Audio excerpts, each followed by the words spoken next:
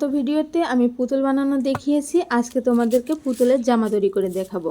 তো এই পুতুলের জামা কিভাবে তৈরি করবে মাপ অনুসারে সম্পূর্ণ দেখাবো। তো পুতুলের প্রথমে আমি বডি মেজারমেন্ট নিয়ে নিলাম। তো এখানে বডিটা ছিল 10 ইঞ্চি, কোমরটা 11 ইঞ্চি, লম্বাটা 5 ইঞ্চি। তো এখান থেকে টুকরা কাপড়কে আমি ভাঁজ দিয়ে নিচে থেকে সমান করে কেটে নেব। তারপর নিচে থেকে হাফ ইঞ্চি সেলাইয়ের জন্য এক্সট্রা রেখে উপরে 5 ইঞ্চি ধরবো। তো উপরে আমি প্রথমে যে গলা লম্বাটা 2 ইঞ্চি, সেই 2 ইঞ্চি বাদ রেখে এখানে লম্বার মাপটা নিয়েছি। আর উপরে 1 থেকে 1.5 ইঞ্চি আমি চওড়া করে একটি ভাঙার জন্য নিয়েছি।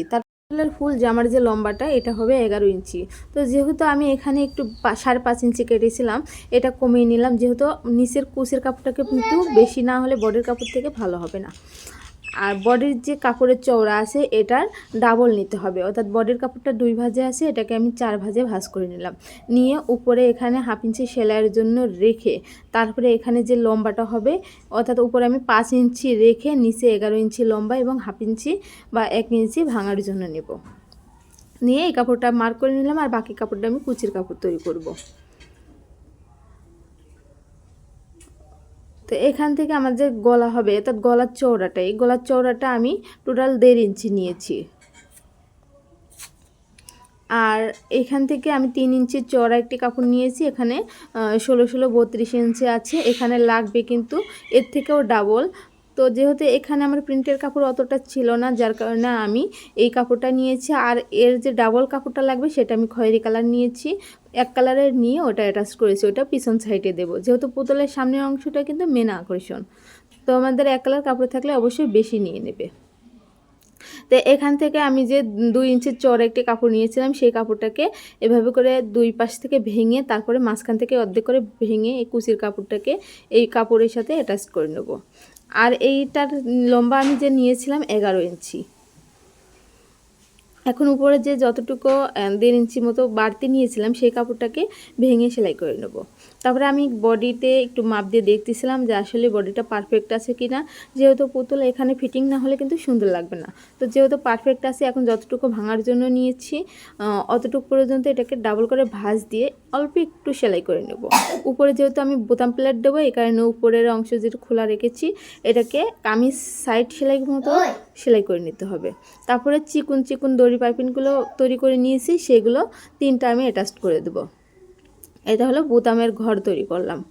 তো এখানে বোতাম লাগিয়ে নিতে হবে, বোতাম লাগিয়ে নিলে এটা সুন্দরভাবে অ্যাটাচড হবে। আর মাঝখানে আমি একটু জয়েন্ট করে নিলাম। জয়েন্ট করে এখানে যেহেতু গলার চওড়া হবে 1.5 ইঞ্চি, 1.5 ইঞ্চিতে ধরে 2 সাইড থেকে আমি মার্কটা করে নিয়েছি। মার্কটা করে এখন সামনে এবং পেছনে 2 সাইডে একটা দাগ করে নিলাম। তারপরে যে প্রিন্টের কাপড়টা আছে এটা আমি সামনে অ্যাটাচ করব। তো সামনে যে দাগ দিয়েছি, সামনের বডির যে সামনের অংশে, এই দাগের উপরে এটাকে সেলাই করে নিতে হবে একটি মাথাতে, এবং একটি কুচির যে সাইড আমরা সেলাই দিয়েছিলাম সেই সাইডে সেলাই করে নিতে হবে। তো এটা আমি সুন্দর করে সেলাই করে নিয়েছি। এখন অপরটাও এভাবে করে প্রিন্টের যে কাপড়টা রয়েছে এই প্রিন্টের কাপড়টা অপরটাও সেলাই করে নিতে হবে। তো সেলাই করার পরে এখন গলার লম্বা আমাদের ছিল 2 ইঞ্চি, অর্থাৎ সামনে আর পেছন মিলে হবে 2 2 4 ইঞ্চি। তো 4 ইঞ্চিতে মার্ক করে নিলাম।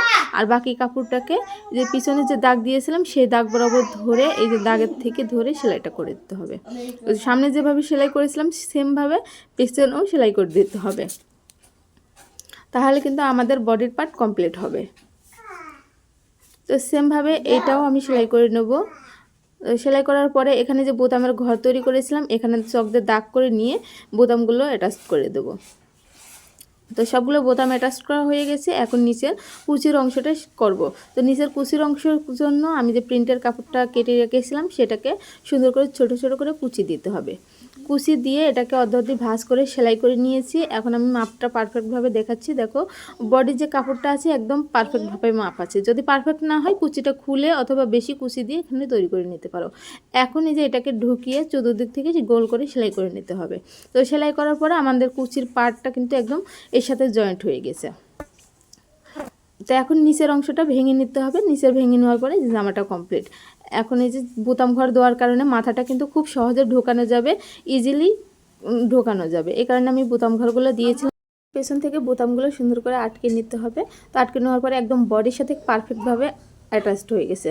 তারপরে B7000 আঠা, এখানে যতগুলো আমি পুঁথি অ্যাটাচ করব ততগুলো এখানে ফোঁটা দিয়ে নিয়েছি। তারপরে স্টোনগুলো সুন্দর করে বসিয়ে নিয়েছি। এখন মাঝখান থেকে আঠা দিয়ে ছোট স্টোনগুলো এখানে বসিয়ে দেবো, তাহলে কিন্তু জামার ডিজাইন কমপ্লিট। তো কেমন হয়েছে অবশ্যই কমেন্টে জানাবে।